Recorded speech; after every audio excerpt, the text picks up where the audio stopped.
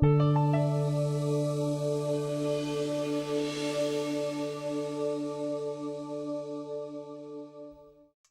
when I'm reporting on crises or bad things happening, I have to say I don't have any personal interest in the story, but this time I really care about this one. Brian Williams is one of my very favorite journalists, maybe my favorite journalist, and certainly the best journalist on television. And to find out last week that he is leaving NBC for what he described as a short period of time bothered me greatly.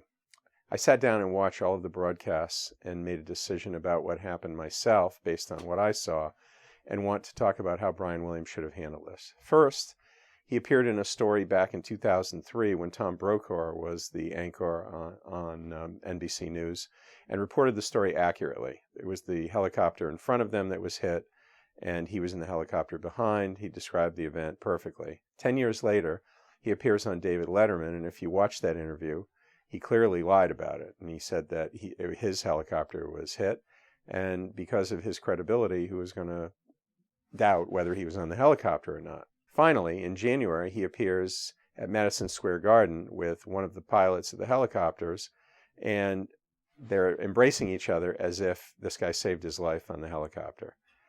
He reported that on the news. I actually watched the news that night and saw the broadcast and thought, what an amazing guy Brian Williams is. And then we find out that many, many people wrote in, tweeted, complained about what happened and that it's not true. Now, what do you do when something like this happens?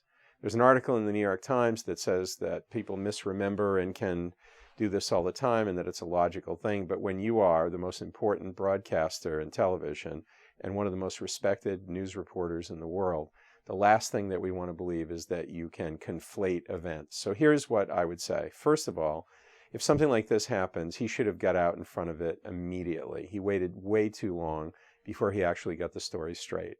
And shame on his PR people and the network for not supporting him in this and getting the job done more quickly. Second, when he actually came on, he said he conflated the two helicopters. What the heck is that?